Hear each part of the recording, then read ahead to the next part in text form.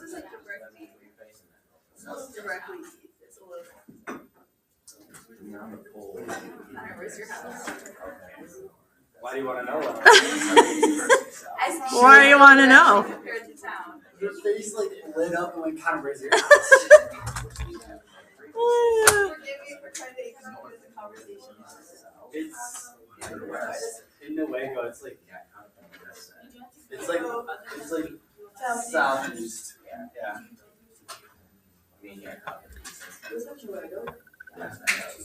Oh, did you just move to Chicago? No, I know.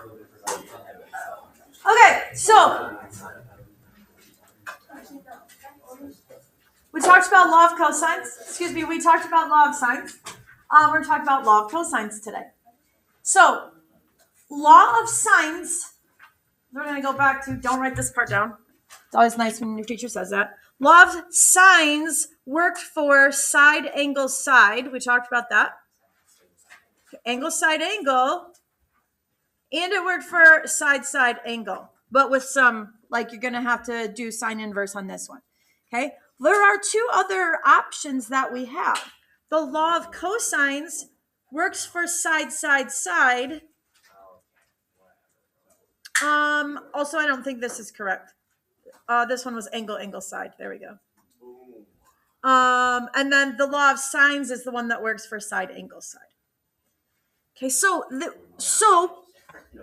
in some situations, so if I said to you, hey, use the law of sines to find, let's go this way. To find this angle, you can't do it. Because you have to, we talked about this, with the law of sines, you have to have that matching pair. You have to have one angle and his opposite side. So there has to be another thing that we use to find an angle if we have this. So it's called the law of cosines. There are two different forms, just like the other one, but this one, it does matter what you've got going on. So the first one is a squared equals b squared plus c squared minus 2bc times the cosine of a. Significantly larger formula.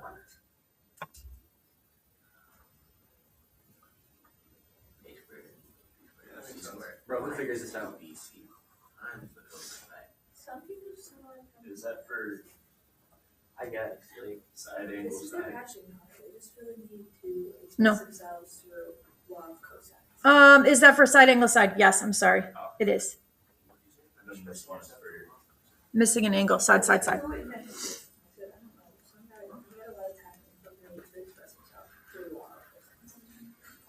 So you could learn you could have just one formula, but this just saves you a couple steps here. So this guy, the law of cosines with the a in the front is when you're missing a side because the a is out by itself. This is one where you're missing an angle. Okay, because cosine. No. You could rewrite this with all the letters, but don't worry about it. The thing that you need to worry about is if you have cosine, because you can relabel, we talked about this.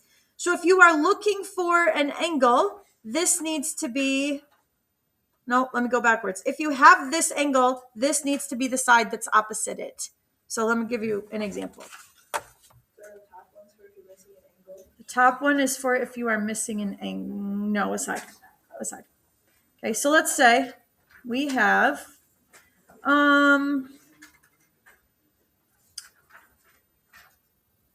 let's say this is 60 degrees, 14 meters, and 17 meters. And we're looking for that missing side. Okay, so first of all, realize that we cannot use the law of sines. Okay, I don't have any way to get the other two angles. I have to have at least two angles to do the law of sines. So when you are using the law of cosines, the thing that's important is if you have this angle, this becomes your quote unquote A. So remember, you can relabel. This is going to be angle A. This is going to be little a. So even if I have it labeled C, you'll relabel it A. So once you have that, it's really easy to use this. It's just formula. So it's a squared which is x, equals b squared plus c squared minus 2 times b times c times the cosine of the angle. And it all goes in your calculator. Now, it does not matter which one is b or c because you're doing the same thing to both of them. You're squaring them and then you're multiplying them. Doesn't matter the order that you do those things. Make sure you're in radian mode or you're going to have some nasty surprises. Radian mode. No, degree mode, thank you.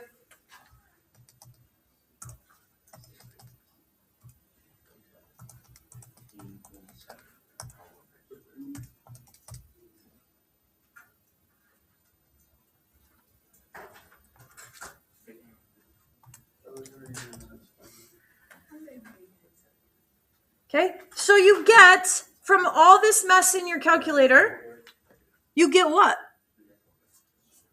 15.72. Okay, well, you get 247, right? And then what do you have to do? You got to square it. You want to say that all the way? Oh, yeah, decimals. Can you have plus or minus? Technically could, but you cannot have negative length. We're working with actual lengths, so no negatives. Nope, not in this case. So this would be 15.72 meters.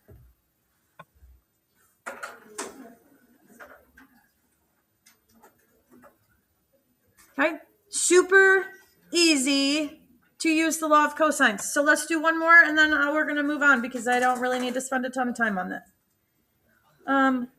Let's say this is 100. Before I give you the answers, before I give you the lengths, what two do I need to give you? C and A, and therefore you can find B, assuming I want you to use the law of cosines and not the law of sines. Yeah. Okay, so let's say this is 50 and this is 71. Okay, why don't you find side B for me, please?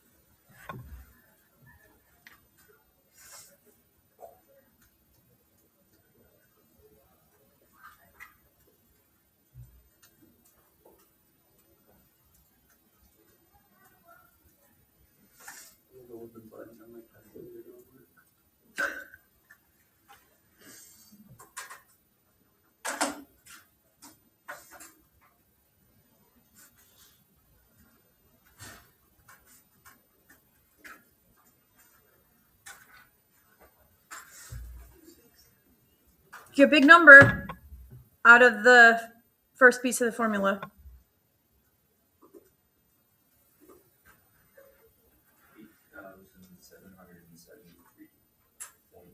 Mm-hmm. So what's B? 93.67. Now, I want to say this to you. I know this is a geometry thing. It's not super vital. You don't have to remember it, but there's a good, like, you'll be able to tell if you made a mistake. You're not going to know.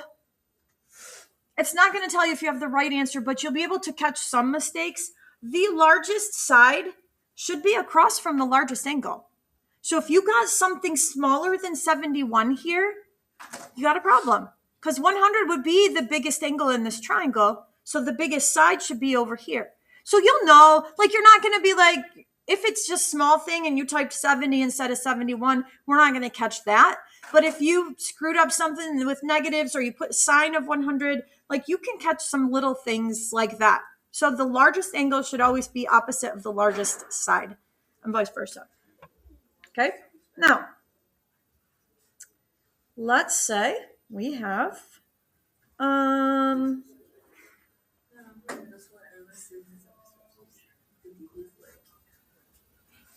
Yeah, and then to take the doors off. Yeah. No, so that was supposed to be big. Other individuals. I'm so glad you clarified that. Yes, you're welcome. Okay, we're gonna find angle P. Okay, Didn't someone like so here's the important part of this one. Okay, it's the other formula, but the order does matter here. And the thing that matters is that if you're gonna find this angle, the side across from it has to go first. Otherwise, order doesn't matter. Do you guys get what I'm saying? Because this is A, his opposite side has to go first. So I labeled it P on purpose so that there is no A. So if I'm going to do cosine of P, what has to go first? The 25. The other two don't matter because you're squaring and subtracting and they're on the bottom. But this guy has to be opposite of the angle you're looking for. So 25 has to be first. 25 squared minus 14 squared minus 30 squared all over -2, 14, 30. Now, I would recommend putting this in your calculator with the fraction button. Okay, put it all in one and use the fraction button. Otherwise, you have a tendency, people have a tendency to put it in wrong. Mm-hmm.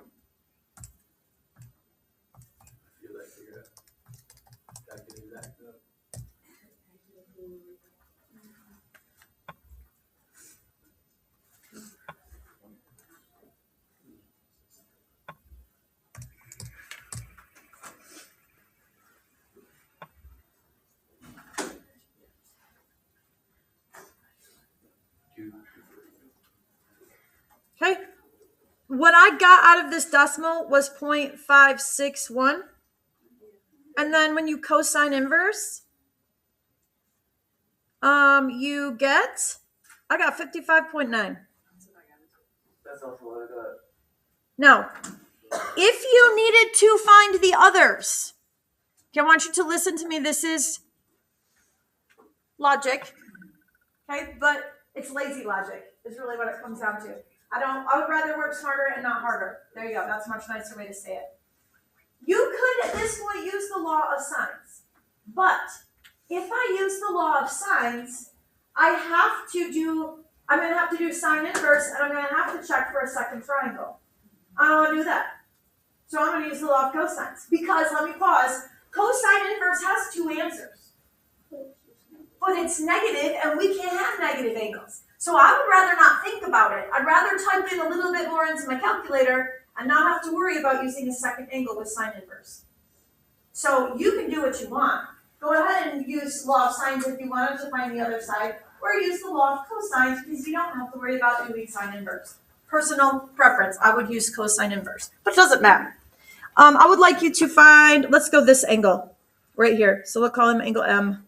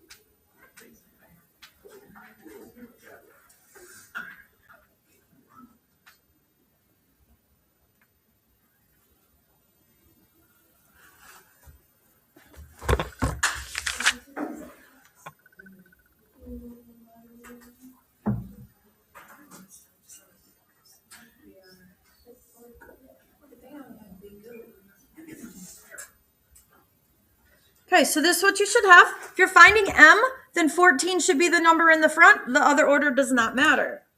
What do you get for the decimal out of that? Okay, so then when you cosine inverse, you get 27.6. Now, 27.6 degrees. Now you can find the third one because it's pretty easy, because they all add up to 180. Minus 55.9 minus. So 96.5. Now, remember what I said? This is just a quick check. Here's the largest angle, largest side. Smallest angle, smallest side. Probably we're correct.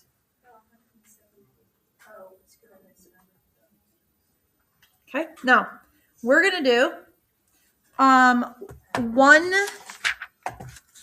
story problem-ish, but I'm not going to write the words out, so to save you a little time.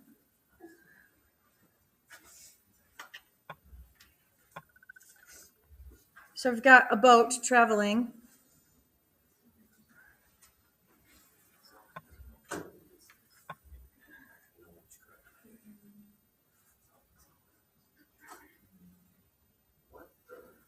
Just a second. 139. Okay, so we got a boat over here. I'm not even going to try to draw the boat because I can't. No, it wouldn't be good. So we've got a boat that started at point A, traveled 60 miles, and then headed northeast for 80 miles. We would like the bearing of from, as you say, the bearing from B to C. So if I'm looking for the bearing from B to C, that means I'm at B, heading to C. Which angle do I need to find? Okay, find angle B, and then we'll talk about how do you get the bearing.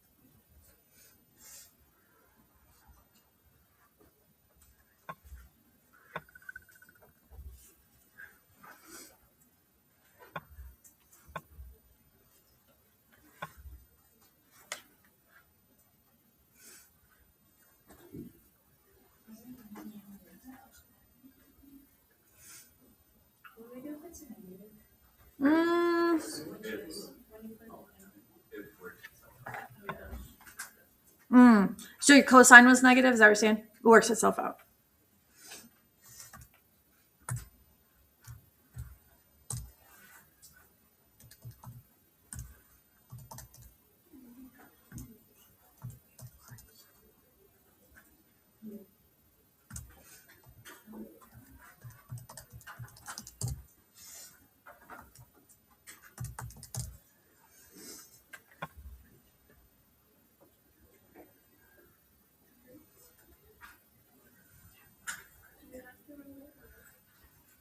Whoops. Okay, so this is 166.15 degrees, right?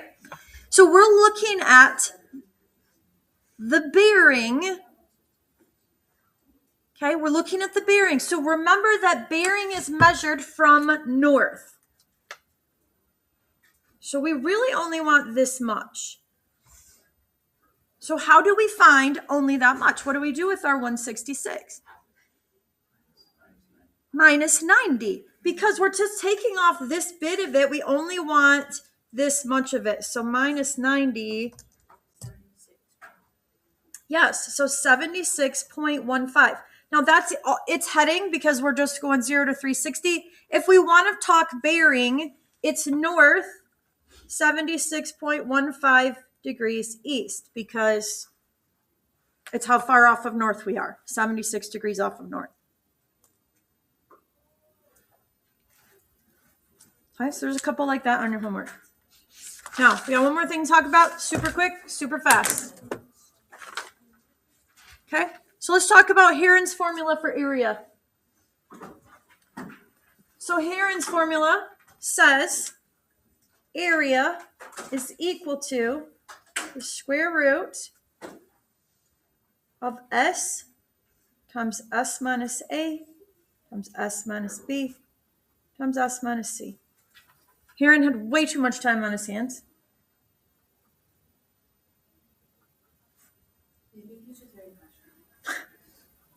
I have no idea. You guys, like, I have studied these things. I don't even know how you come up with this. I haven't studied Heron particularly, but I know how you can get the other guy. I don't know where this one came from.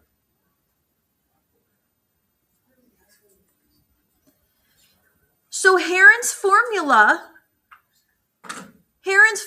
is for an oblique triangle or any triangle where you don't have an angle at all.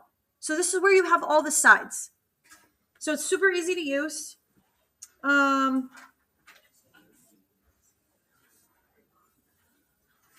goal is to do one example of this because I think it's not that hard. Let me write my formula down.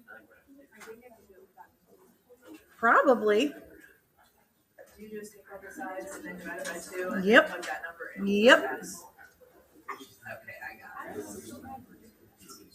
Maybe he's extremely gifted, guys. Okay. Let's make this 8. Makes life a little bit nicer for us.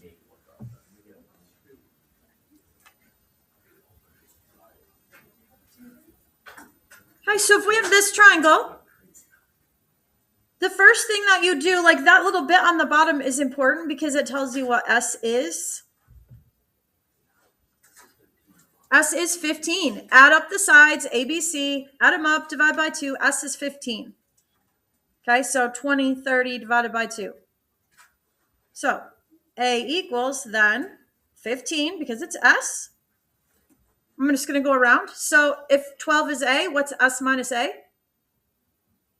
What's S? Let me try that again. If 12 is A, what is S minus A? 3. If this is B, what's S minus B? 5. And if this is C, what's S minus C? 7. And you pop that in your calculator exactly the way it's written.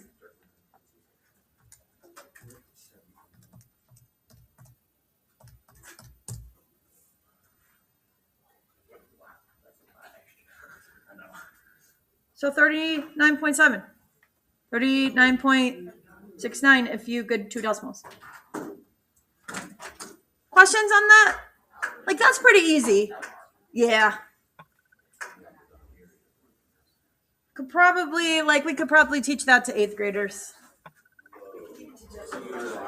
We could even teach that to freshmen. Yikes.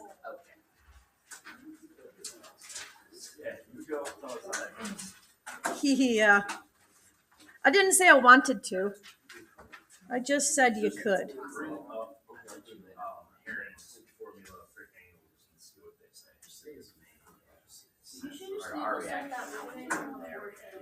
Oh, I like to do that for them sometimes. Scares them. Leave the crap, especially 6th. You're right. 2nd and 7th, I leave them stuff up sometimes, and they're like, "Is that ours?" Yeah, it is yours. Sometimes I put the calculus stuff up just to scare them even more. Can they not? They can't. Miss Douglas, on Yes. the board, it says that all like missing quizzes and tests must be taken before spring break. Does that count for like tests retake?